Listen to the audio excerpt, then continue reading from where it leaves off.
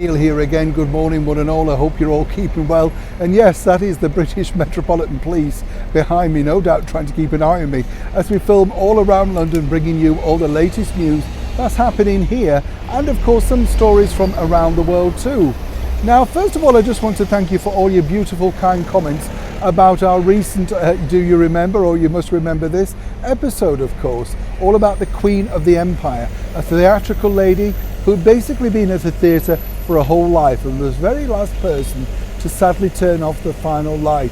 So pleased you enjoyed it. I really enjoyed making it, and yes, one day, hopefully, when I ever get any time, I will get around to making or writing another radio play.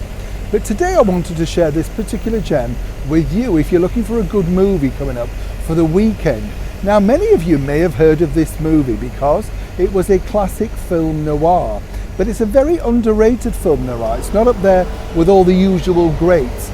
It was made in 1952 and it's based on a story by a very celebrated writer, Leonora Coffey. She was for a time one of the staff writers at MGM Studios. But this particular story was, in fact, one of her biggest hits.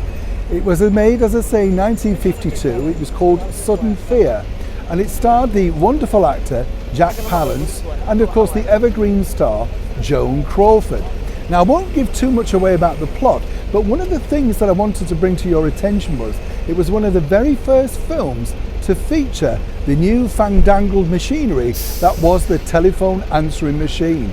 Now, when I was watching this, I thought it was fabulous. You do look and think, why are they focusing in on the name? When I did a bit of research, it turned out the reason why they were focusing in on the name, of course, is they wanted many other people across America to take up this wonderful new idea. It's not like the telephone answering machine we all know today, by the way. It's a wax record, but nonetheless, looks great. And it's an integral part of this story. As I say, it's a dark thriller set in the world of theatre. Now, I won't give too much, as I say, away, but it all starts with this. Jack Palance is a struggling actor, and Joan Crawford plays a Broadway producer, casting a brand new play. Let's just say he gets spurned, and the action truly picks up from there. Now, it was shot in San Francisco, and if you look online, you can still find some of the many locations that this film was filmed in. I find that sort of thing fascinating. I don't know about you, you kind of think, wow, they actually stood there and filmed it, you know. Sudden Fear was set to do very well in the award shows, particularly the Oscars.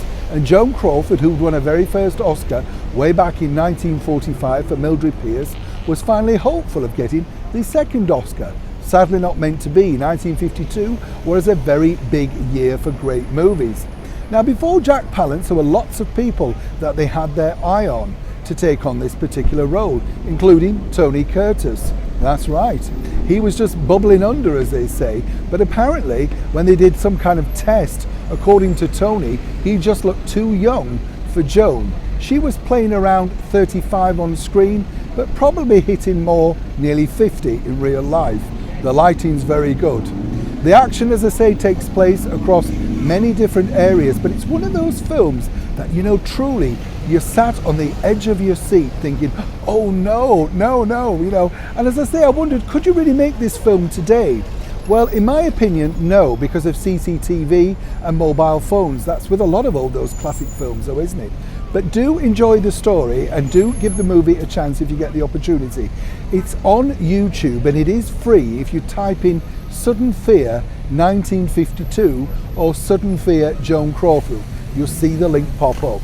For those that have seen it, don't spoil it in the comments. It's that good, right? And for those that haven't seen it, as ever, do let me know what you think in the comments below. For free, Neil Shawn in the very heart of London.